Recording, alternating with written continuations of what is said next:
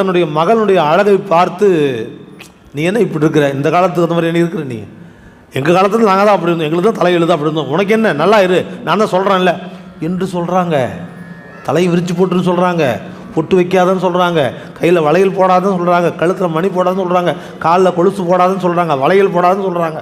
பெற்ற தாயே சொல்கிறாங்க. அப்புறம் பிள்ளைங்க என்ன பண்ணுவோம்?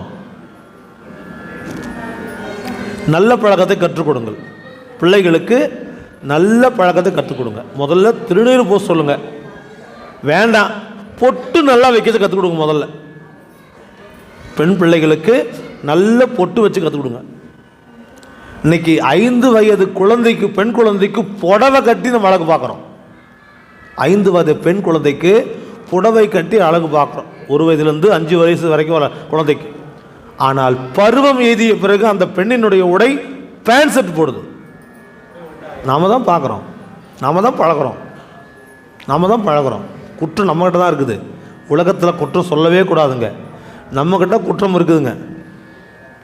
நம்ம முதல்ல நம்ம பிள்ளையே நம்ம கையில் வளர்க்க கற்றுக்கணுங்க. நம்ம பேச்சை மீறி அது எந்த செயலையும் செய்யக்கூடாதுங்க. அதை முதல்ல நம்ம கடைபிடிச்சோம்னா அதுவே மிகப்பெரிய சொத்து நமக்கு. இந்த சமுதாயத்தை காப்பாற்றுற பொறுப்பில் நாம் உள்ளே வந்துட்டோன்னு பொருள். நம்ம பசங்களுக்கு இப்படி தான் முடி வெட்டணும், இப்படி தான் ஆடை அணியணும், இப்படி தான் நடக்கணும், இப்படி தான் பேசணும், இப்படி தான் பழகணும். இந்த இதிலெல்லாம் கூட நிறைய செய்திகள்லாம் கூட வருது. எப்படி இருக்கீங்க, நல்லா இருக்கீங்களா, ஷார்ட்டா எப்படி நல்லா இருக்கீங்க கேட்குறாங்க. வீட்டு மருமகள் அந்த உறவினர்கள்கிட்ட கேட்குறாங்க, எப்படி நல்லா இருக்கீங்க, எப்படி இருக்கீங்க, நல்லா இருக்கீங்களா அப்படின்னு கேட்குறத, எப்படி நல்லா இருக்கீங்க. ஒரு சொல் மாறின உடனே அதனுடைய அர்த்தம் எப்படி மாறுது பாருங்க. அது வழக்கத்தில் போதுங்க. அந்த பழக்கம் வராமல் திருநீர் பூசணும், உருதுராக்கம் அணியணும், பொட்டு வைக்கணும், தலையில் பூ வைக்கணும். ஸ்கூலில் எங்கள் பாப்பாவுக்கு உருதுராக்கம் போட்டு ஸ்கூலுக்கு அனுப்பிச்சிட்டேன். அந்த எஸ்எஸ்சியில் உறுப்பினர் அடையணும், அந்த பள்ளி பெற்றோர் ஆசிரியர் கழகத்தில் அடையணும், உறுப்பினர் சேர்த்துருக்காங்க. அந்த உறுப்பினர்கள்லாம் அந்த கலந்தாய்வு கூப்பிடுவாங்க. அப்பயும் போகும்பொழுது மற்ற பிள்ளைகளும் அதுபோல் உருதுராக்கம் போட்டு வந்தால் வேண்டான்னு சொல்லியிருக்கிறாங்க.